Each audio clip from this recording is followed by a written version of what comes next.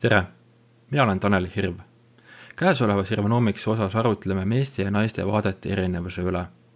Millistes küsimustes on meeste ja naiste vaated kõige erinevamad? Vaatame järgi.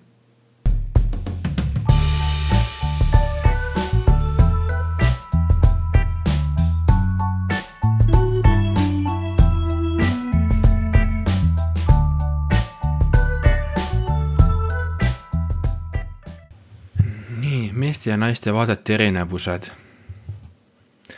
Naised on marssid ja mehed on kõik jällid. Maailmas on tekkimas uus sooline lõhe. Sooline lõhe on ideoloogiline.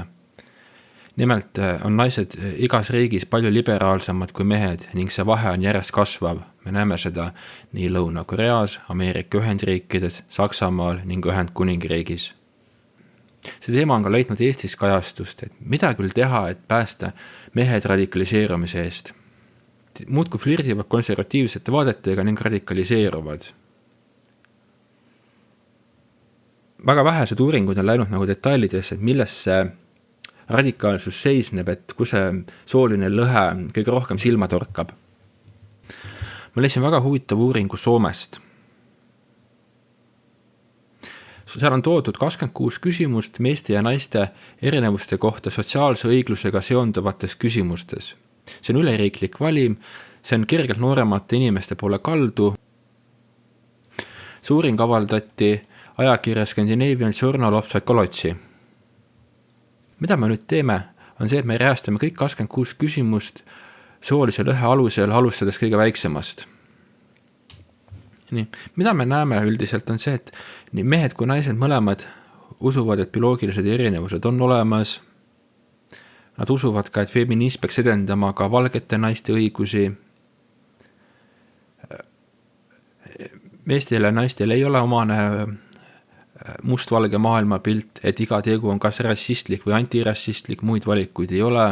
See on omane ainult 6% naistest ning 3% meestest. Mõlemad sood mõistavad hukka märatsemise, isegi siis, kui seda teeb rõhutud inimene. Mõlemad sood ei hooli väga inimeste etnilisest päritolust. Mõlemad sood usuvad, et inimõigused on viimase sajandi jooksul palju edasi arenenud. Nüüd hakkab vahe nagu järjest suuremaks minema ja silma torkama, et 15% naistest usub ning 9% meestest, et ühiskond ning teised inimesed rohkem vastutavad nende heaolu ees kui nemad ise. Kissoolised inimesed peaksid märkima oma asesõnad sotsiaalmeedias, et 14% naistest, 6% meestest. Paksuks olemise kohta pöörame selle sõnastuse teisipidi. Et see tähendab, et 25% naistest ning 14% meestest usuvad, et paksuks olemine on identiteet ning arstidel ei ole õigust öelda, et võtke alla. Hey, I saw your mother naked and everything went black. I think my eyes were trying to protect my heart. Stop being a baby. It's only hysterical blindness. Happened to her doctor. It wears off eventually. 18% naistest usub, et politsei on rassistlik, et ilma põhjuseta kiusavad mustanahalisi taga. Ainult 7% meestest usub niimoodi. Nii. Kui valge inimene ei tunnista, et on rassist, võib ta ikkagi olla rassist, et iga 4. naine usub niimoodi. Now back to Wheel of Fortune. The category is people who annoy you. Okay. As always, we give you the letters R, T, S, L, and E. We just need 3 more consonants and a vowel. Okay, I'd like a B, an N, and a G. And the vowel? An O, please. Okay, well, looks like you're gonna get a lot of help here.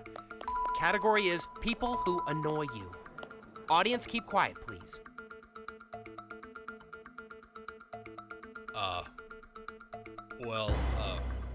10 seconds, Mr. Marsh. Well, I know it, but I don't think I should say it. 5 seconds, Mr. Marsh. All right, I'd like to solve the puzzle. No!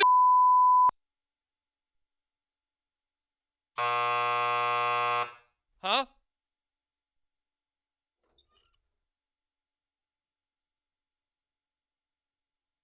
Oh. Et kas mustanahaline võib olla rassist, et 73% naistest arvab niimoodi ja 89% meestest. Et see tähendab siis, et 100 miinus 73, et 27% naistest arvab, et mustanahalised ei saa olla rassistid. Kirjalikule tekstile, mis võib inimesi häirida, ei pea lisama hoiatust. Üllatav on see, et sellega nõustub 42% naistest, kuid ainult 22% meestest. That's it, I'm getting out of here. Mehed seisavad pigem vastu Marxi ideede levikule. Naised on palju tolerantsemad selles küsimuses. Nüüd, kui me oleme küsimustega poole peal, te peate panema subscribe, teavitused, like, share, follow ja mis iganes, mis mulle meelest ära läks. What do I have to do to make people f***ing listen to me? Küsimused 12-7. Mehed on palju rohkem pro sõnavabadus kui naised. Mehed arvavad, et me ei peaks rohkem nahavärvist rääkima. Naised on kahtleval seisukohal, et pigem peab veel rohkem rääkima. Koguni 39% naistest usub, et ülikoolide kohustuslikus kirjanduses peaks olema vähem valgeid või Euroopa autoreid. Et see tähendab siis vähem Goethet ja Shakespeare'i. Inimesi on 2 bioloogilist sugu.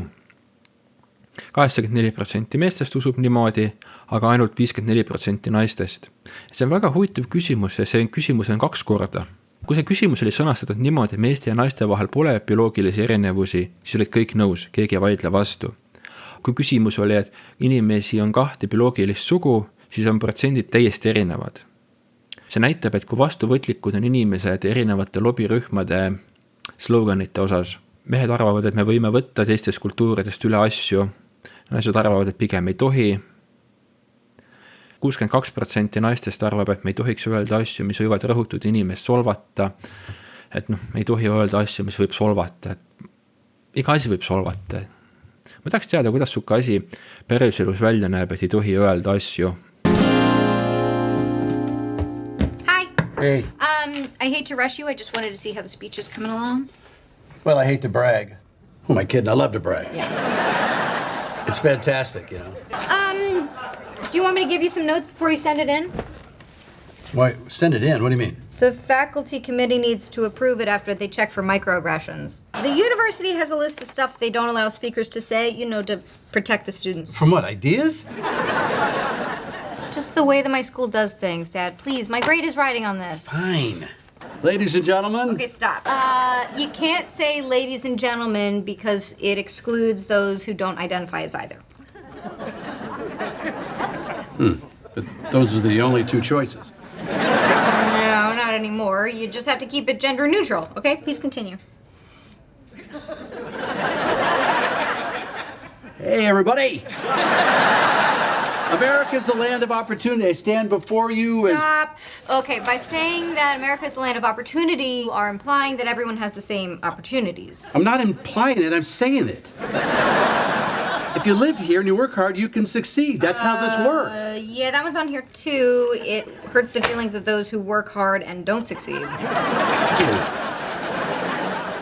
Where's the list of stuff that doesn't hurt people's feelings? That's got to be a short one. Microaggression, cultural appropriation, offensive.